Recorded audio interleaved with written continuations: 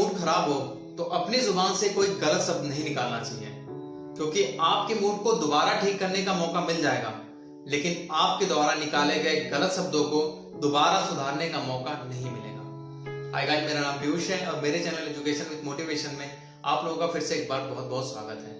हर रोज की तरह आज की भी कहानी बहुत ज्यादा मोटिवेटेड है।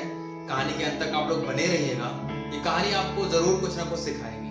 लेकिन उससे पहले जो लोग मेरे चैनल पे नए हैं वो प्लीज मेरे चैनल को सब्सक्राइब कर लीजिए, बेल आइकन को प्रेस कर लीजिए, जिससे YouTube पे मैं जब भी अपनी कोई नई वीडियो अपलोड करूं तो उसकी नोटिफिकेशन आपको मिलती रहे। और हाँ, आप मुझे सोशल मीडिया प्लेटफॉर्म पे भी फॉलो कर सकते हैं, लिंक मैंने डिस्क्रिप्शन में दे दिया है। तो बिना देर किए हुए आइए कहानी शुरू करते हैं। एक बार एक आदमी का गधा एक पेड़ से बंधा होता है। कोई थर्ड पर्सन आता है और उसके गधे को छोड़ देता है। उस आदमी को पता नहीं चलता कि कोई बंदा आकर के मेरे गधे को छोड़ दिया।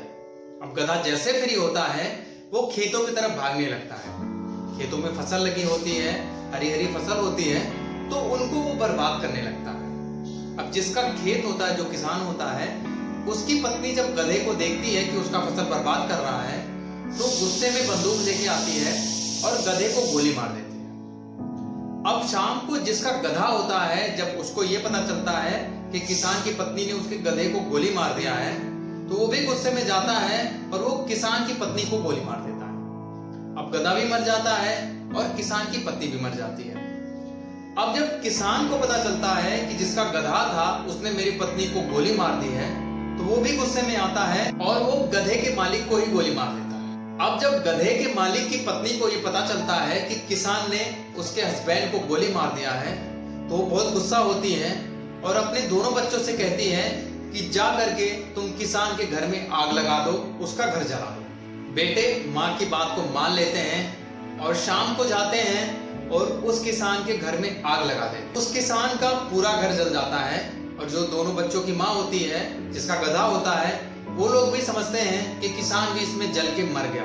लेकिन ऐसा नहीं होता है, क्योंकि जिस टाइम उसके घर में आग लगती है वो खेतों पे गया होता है। जब वो वापस आता है, अपना घर जलते हुए देखता है, तो गुस्से में आता है और गधे के मालिक की पत्नी को, उसके दोनों बच्चों को गोली मार देता है और ये लोग मर जाते हैं। इसके बाद किसान को बड़ा पछतावा होता है कि ये सब नहीं होना चाहिए था। वो पछताने लगता है, लेकिन अब करे तो क्या करे, जो हो गया उस पे पछताने के अलावा और कुछ रह नहीं जाता। वो किसान अपने सिर पे हाथ रख करके वहीं बैठ जाता है और सोचता है कि ये सब क्यों हुआ। काफी सोचने के बाद उसको ये एहसास होता है कि जिस टाइम गधा आया हुआ था, ये बात तो गधे के मालिक को भी नहीं पता थी। अगर गधे के मालिक को ये बात पता होती तो शायद वो गधा उस खेत में नहीं आता।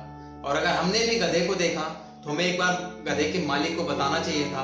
वो अपना गधा लेके जाता, उसके बाद ना ये घटनाएं होती, ना किसी की मौत होती, सब अपने परिवार में पहले की तरह खुशहाल होते। तो दोस्तों, छोटी सी कहानी थी लेकिन बहुत कुछ सिखाती है।